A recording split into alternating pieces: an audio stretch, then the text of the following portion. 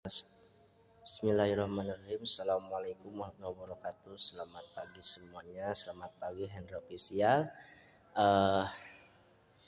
Pada hari ini hari Senin 3 Rajab 1446 Hijriah, kita akan mendengarkan kembali perdamaian tokoh musisi terkenal yaitu Haji Rhoma Irama dengan Habaib ya. Setelah berapa pekan atau bulan atau sebelumnya berseberangan mengenai nasab Habaib dari keturunan Balawi. Baiklah, kita saksikan kembali pernyataan yang disampaikan oleh Haji Rhoma Irama. Waalaikum warahmatullahi wabarakatuh. Bismillahirrahmanirrahim. Alhamdulillahilladzi hadan nasa ila hayatin thayyibatin fid dunya wal akhirati bisyari'atil Islam. Asyhadu an la ilaha illallah wahdahu la syarika lah dzul jalali wal ikram. Wa asyhadu anna sayyidana ونبينا محمدا عبده ورسوله سيد العرب والعجم فصلى الله على سيدنا محمد وعلى آله وصحبه وسلم. أما بعد. Al-Mukarramun, para alimin ulama, para kiai, para masyayikh, para asatidz, wabil khusus ternyata ini teman lama Habib. Saya antum undang nonton film Sajadah Ka'bah. Nah, Sajadah Ka'bah sama Haji Nuri. Masya Allah. Duduk bareng gitu. Masya Allah, tabarakallah. Sebelum saya cerita tentang seni, ini se-Indonesia, sedunia tahu apa yang selama ini saya utarakan di podcast Rhoma Irama, yaitu terutama tentang polemik nasab. Ya. Dan yang selalu saya tekankan di awal, Bismillahirrahmanirrahim, tanpa kebencian, tanpa kepentingan. Itu selalu saya tekankan. Illa wa tawassaw bil haqq wa tawassaw bis sabr. Baru saya cerita bla bla bla bla bla. Nah, kemudian selanjutnya pada endingnya selalu saya katakan bahwa goal dari semua ini adalah semua pihak harus muhasabah. Selanjutnya kita laksanakan perintah Allah Subhanahu wa taala, wa atasimu bihablillahi jami'an wa la tafarraqu. Jadi goalnya ukhuwah Islamiyah. Masya Allah, tabarakallah. Memang kadang-kadang ya, saya seringkali di podcast itu, ente mungkin lihat, Nonton, nangis-nangis. Saya sering meneteskan air mata. Kenapa? Ada satu realitas yang luar biasa, ada satu kondisi yang luar biasa. Padahal saya berulang kali mengatakan Habib Rizik, Habib Ali, Habib itu sahabat gue semuanya. Ternyata termasuk beliau. Masya Allah. Ya, beliau waktu idaman Saya datang pertama kali pembukaan pakai jaket gitu. Pakai itu beliau apa? Atroh beliau. Ya, Masya Allah. Astaghfirullahalazim, astaghfirullahalazim, astaghfirullah. Allahumma shalli ala Muhammad. Maka saya pun selalu berkata, tolong koreksi saya di dalam podcast saya. Tidak ada hal lain illa wa tawassaw bil haqq wa tawassaw bis sabr. Ila. Oke, Bib, ana uhibbukum. Jazakumullah khair. Uhibbukum. Haji Mama, I love you full. Masya Allah, Masya Allah.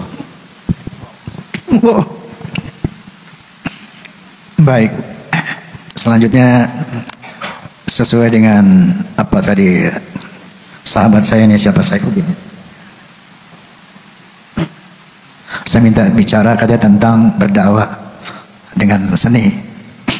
Jadi gini dulu, Bib. Saya dulu pernah mendapat satu keresahan di dalam bermusik, berfilm. Apa keresahan Anda?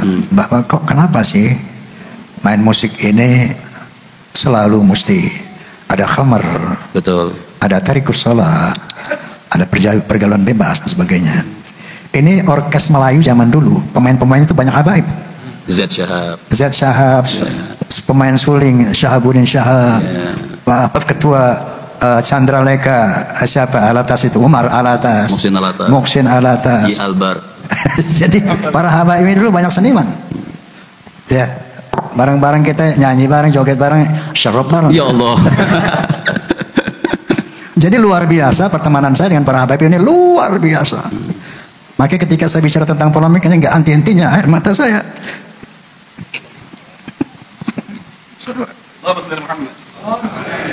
Musami saling memaafkan karena Allah. Masya Allah. Ya. Masya Allah. Jadi kita ingin mencapai satu ukhuwah yang murni.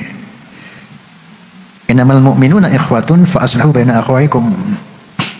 Baik, kita tinggalkan itu. Mudah-mudahan Allah memberi hidayah kepada kita semua. Amin. Agar kita sampai pada satu titik ukhuwah Islamiyah. Saya dulu ada keresahan. Kok kenapa main musik mesti mabuk? Main musik mesti tarikus sholah. Maka saya bikin dulu lagu apa tuh? Merah Santika ya. Dulu aku suka padamu, dulu aku memang suka. Dulu aku gila padamu, dulu aku memang gila. Ada cukup. Suara itu dari lahir. Kita mau utuk-utuk bagaimana? Kok jelek-jelek aja. Jadi dulu memang begitu ya. Nah itulah akhirnya menjadi keresahan saya. Akhirnya setiap sholat saya berdoa, ya Allah, seandainya seni ini memperlebar jalanku ke neraka, tolong cabut bakat seni saya. Allah. Tapi seandainya seni ini bisa membawa kepada keridhaanmu, bimbing saya ya Allah, berikan saya hidayah, tuntun saya. Kalau enggak, cabut bakat seni saya ini. Itu doa saya selalu di dalam apa? Ketika akhirnya berproses pada 13 Oktober tahun 73, soneta saya dirikan tahun 70, tahun 73, 13 Oktober saya deklarasikan soneta The Voice of Muslim. Saat itu saya kumpulkan formasi soneta 8 orang waktu itu. Mulai hari ini no drunk, no tarikus sholah. Kita akan bermusik fisabilil haq, fisabilillah, enggak ada lagi maksiat. Siapa yang setuju, jabat tangan saya. Kita 8 orang Al-Fatihah. Itu terjadi 13 Oktober tahun 73. Nah saat itulah saya mulai berdakwah dalam musik. Kemudian dakwah saya yang pertama di pentas musik, mengucapkan Assalamualaikum. Allah. Dulu orang main musik nggak ada Assalamualaikum, nggak ada. Nggak ada. Jihad saya di musik pertama kali mengucapkan Assalamualaikum warahmatullahi wabarakatuh. Wow, sandal lumpur naik. Disambitin nanti. Dilemparin. Karena itu merupakan satu perjuangan. Buat ucapan saat itu tabu diucapkan di pentas-pentas hiburan. Kemudian langkah kedua, qala Nabi sallallahu alaihi wasallam, "Iftanim khamsan qabla khamsin, syababaka qabla an yughinaka wal faqra wal khuzra." Tahap ketiga, saya baca suratul Al-Ikhlas. Al-Ikhlas selama ini dihafal oleh semua umat Islam, bahkan sampai anak kecil tahu Al-Ikhlas. Tetapi tidak ada seorang pun yang pernah mensosialisasikan makna Al-Ikhlas di Indonesia. Tidak pernah ada. Maka saat itu dengan Bismillahirrahmanirrahim saya ingin sosialisasikan ini apa arti suratul Ikhlas. Saya tahu akan mendapat serangan, tapi Bismillah, ini kalimat tauhid yang harus sampaikan kepada bangsa Indonesia. Masya Allah. Nah begitu keluar lagu La ilaha illallah, ramai itu media. Waktu itu belum ada TV belum ada, medsos belum ada, baru majalah-majalah koran. Hujatan Roma Irama mendendangkan Quran, Roma Irama menjual ayat, bla bla bla, dihujat habis. Akhirnya dia dipanggil sama MUI. Waktu itu ketuanya Kiai Haji Ghazali Ismail, astagfirullahaladzim, Syukri Ghazali, Kiai Haji Syukri Ghazali, kantornya di Masjid Agung Kebayoran. Waktu itu kantor MUI di sana.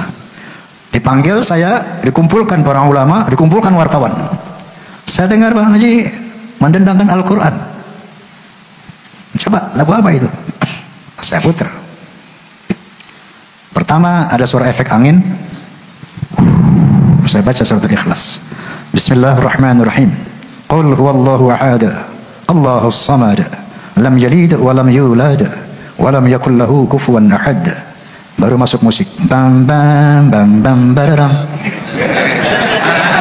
Dam dam dam dam dararam.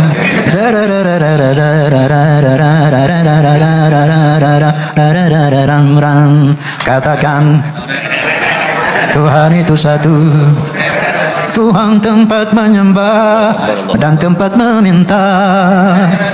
Katakan Tuhan itu satu, Tuhan tidak beranak dan tak diperanakan. La ilaha illallah, tiada Tuhan selain Allah. Ini saya putar di sana. Lalu begitu kiai mendengar, para ulama mendengar, oh kalau begini bagus, makanya bikin yang banyak.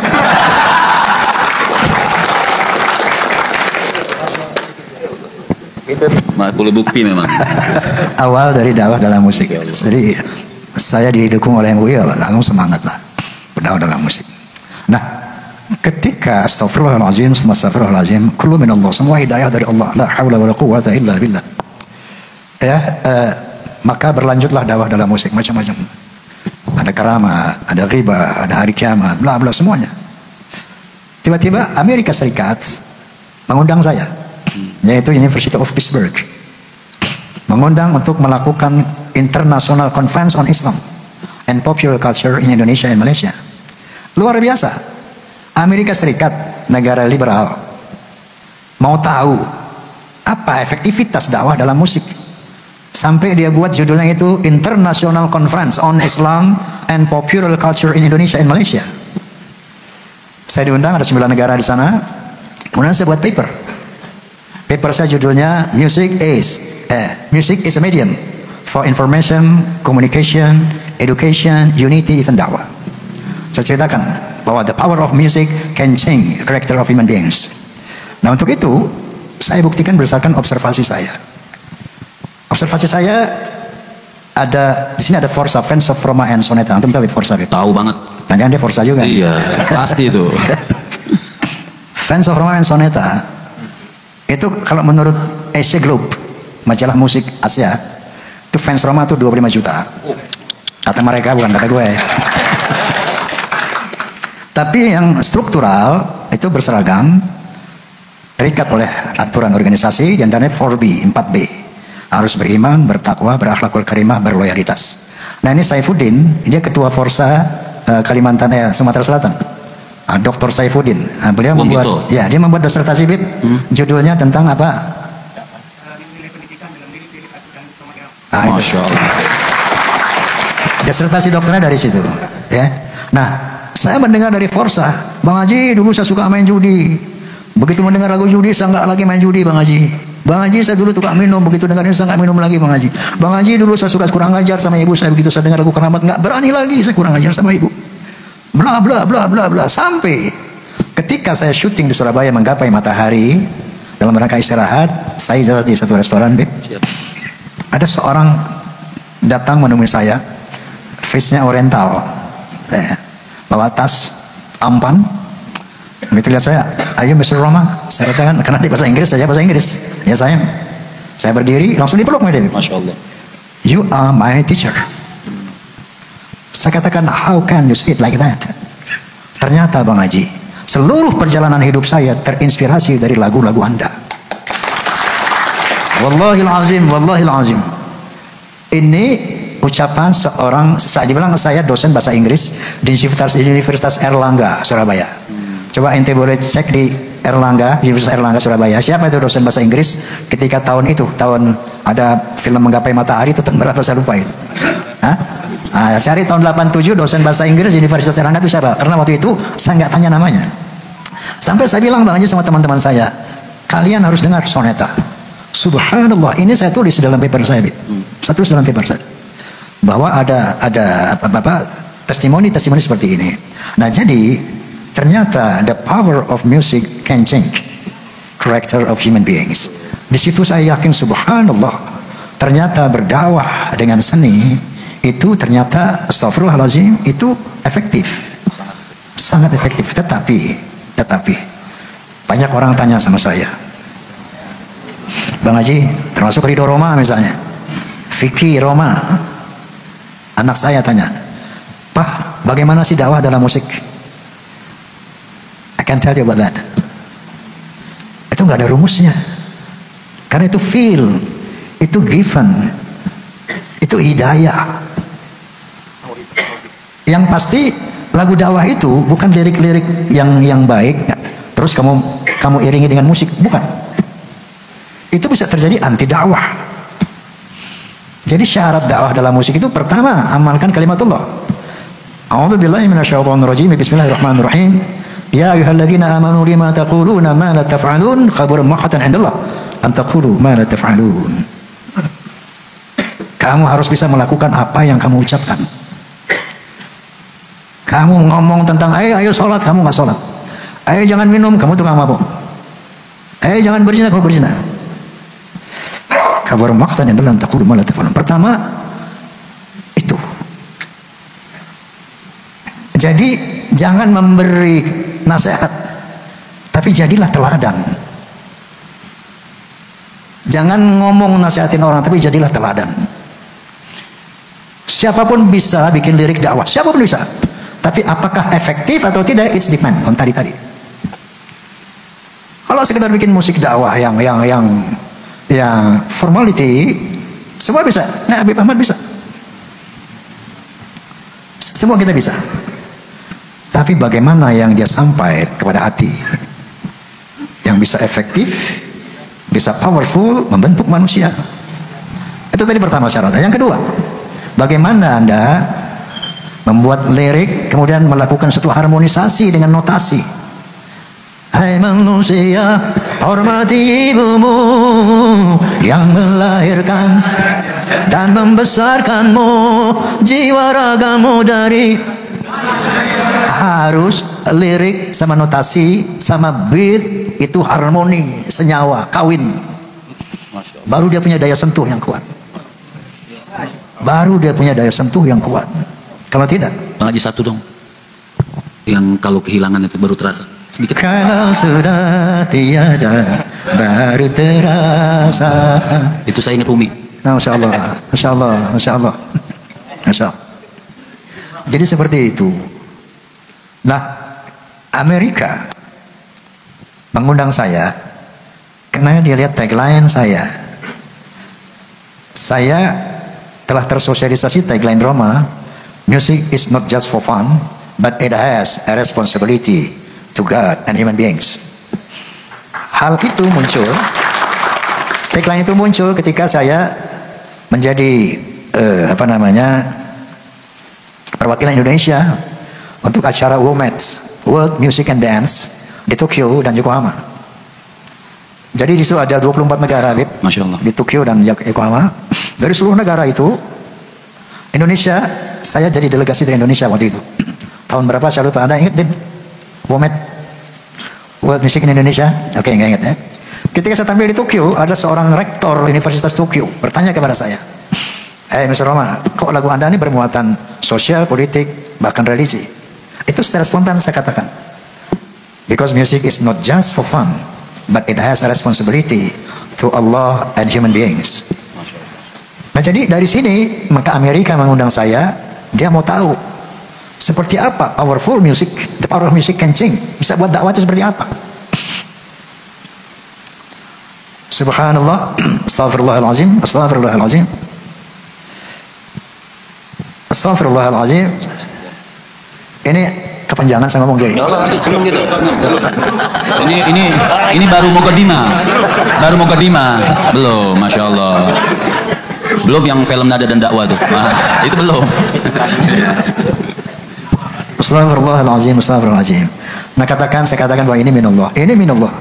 Murni minallah. Aku yakin ini minallah. Kenapa saya katakan begitu? Pernah satu saat saya datang ke seorang kiai sepuh di Madura. Saya lupa itu entah di Bangkalan, entah di Sumeneb, di mana lupa kotanya. Tapi waktu itu antara tahun 70 tahun 80. Saya datangi kiai itu nggak berani siang-siang, sore-sore dikeroyok santri saya. Saya datang jam 2 malam. Pakai baju tidur. Nggak sopan juga waktu itu. Masya Allah. Ini cerita pernah saya ceritakan. Bisa ulangi sini dengan ya Allah, bismillahirrahmanirrahim. Bismillahirrahmanirrahim. Wastaghfirullahalazim. Saya datang pada suatu malam, kiai itu baru tahajud. Kiai, nun sewu, mohon bimbingan. Memang saat itu saya tengah mempelajari tasawuf. Tangan saya nggak pernah lepas dari tasbih 33 itu. Kalau Anda lihat tasbih 33 itu made in Roma Irama itu. Ya. Dulu tasbih 99, nggak ada tasbih 33. Kalau ada tasbih 33 itu made in Roma Irama. Dan anak pernah dikasih sama antum yang 33 depan almarhum Zainuddin MZ. Allahumma sholli ala Sampai sekarang masih ada. Allahumma sholli ala Muhammad. Masya Allah, itu dulu saya jarang ngomong, zikir dulu. Lagi mendalami tasawuf Imam Al-Ghazali. Zikir. Satu saat saya datang ke kiai itu. Kiai, non saya mohon bimbingan. Alhamdulillah selama astagfirullah, nggak apa ceritanya, Bib? Nggak apa ceritanya. Nggak apa, bismillah. Nggak apa Kiai. Nggak apa-apa. Siap. Kiai izin saya bilang, selama ini alhamdulillah tahadduts bin ni'mah bi inayatillah, saya hampir nggak pernah lepas zikir Pak Kiai. Bahkan ketika saya berjima dengan istri, nggak lepas Allah dari pikiran saya. Bahkan ketika saya loncat-loncat di pentas, nggak lepas Allah dari saya. Kontak terus. Tapi ada satu momen Kiai yang saya tuh lupa sama Allah, lepas. Kapan itu? Waktu bikin lagu Kiai. Saya kalau bikin lagu cuma Bismillahirrahmanirrahim. Dulu tahun 70-an. Setelah selesai Alhamdulillah Rabbil Alamin. Bagaimana Kiai supaya ketika bikin lagu saya nggak ingat, nggak lepas Allah? Nggak, sudah, serahkan saja Allah yang bikin lagu, jangan kamu. Mantap itu. Itu jawaban beliau. Ketika 20 tahun kemudian kurang lebih, saya berada ketika menuju, waktu itu bulan Ramadan, saya lagi duduk di tepi danau kecil di Pasar Minggu. Di Islam ada di film center itu, Pasar Minggu ada di bawah itu. Menunggu waktu adzan maghrib berbuka puasa. Saya biasanya dulu bawa Quran kecil, belum ada HP begini, belum ada dulu. Bawa Quran kecil, kalau santai duduk saya buka Quran, saya baca-baca sambil nunggu adzan. Di situ saya dengar lagu-lagu dakwah saya di bawah angin. Entah orang putar di mana, ada lagu karamat, lagu ghibah, lagu kiamat. Saya menangis. Ya Allah, apakah itu karya saya? Masa bisa saya buat seperti itu? Apa iya itu lagu saya?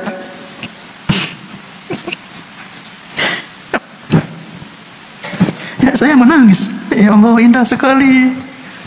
Daya magisnya begitu kuat, ya Allah. Emang gue yang bikin?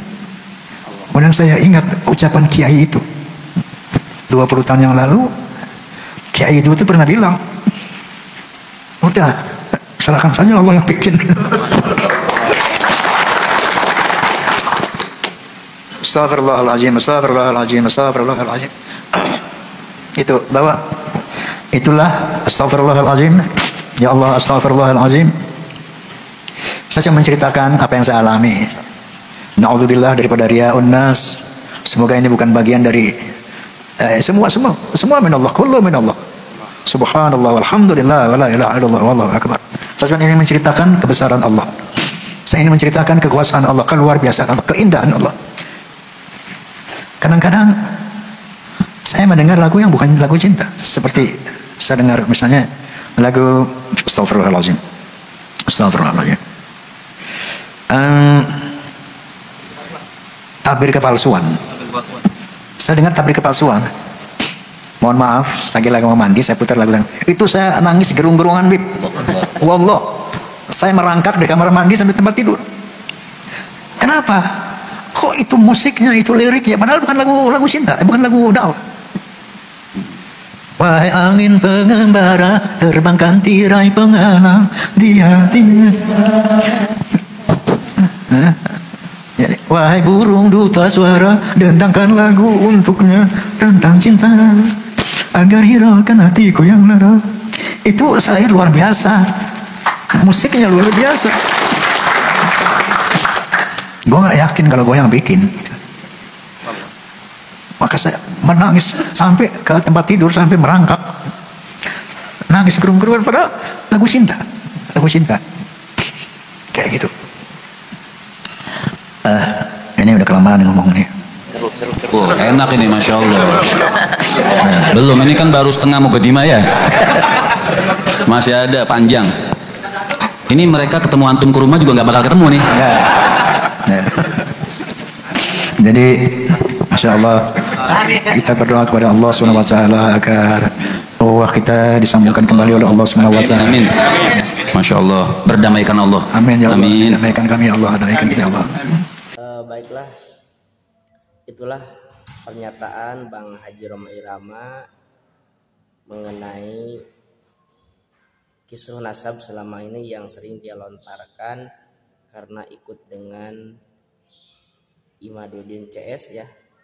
Dan alhamdulillah Bang Haji Rhoma Irama telah bertobat kembali ya, di jalan Allah yang lurus, tidak memecah belah umat lagi, tidak memecah belah antara habaib, ulama dan umat ya. Mudah-mudahan beliau selalu istiqomah bersama para habaib dan ulama yang lurus, dan mudah-mudahan kita mendapatkan berkahnya dari kebersamaan para habaib dan ulama ya, menjadikan negara kita negara yang aman, sejahtera, damai dan bersatu. Persatuan umat itulah yang diinginkan oleh kita semua, bersatunya para ulama dan juga bersatunya para umat, tidak terpecah belah, tidak mudah terprovokasi dengan hal-hal yang menyebabkan rusaknya, menyebabkan perpecahan di antara umat beragama. Mudah-mudahan kita semua di bulan Ramadan ini diberikan kesehatan, menjalankan aktivitas ibadah puasanya, dan diberikan rezeki yang halal yang berkah, sehingga kita bisa menjalankan ibadah puasa dengan aman, nyaman dan sejahtera, dan selalu semangat dalam menjalankan aktivitas sehari-harinya. Terima kasih. Assalamualaikum warahmatullahi wabarakatuh.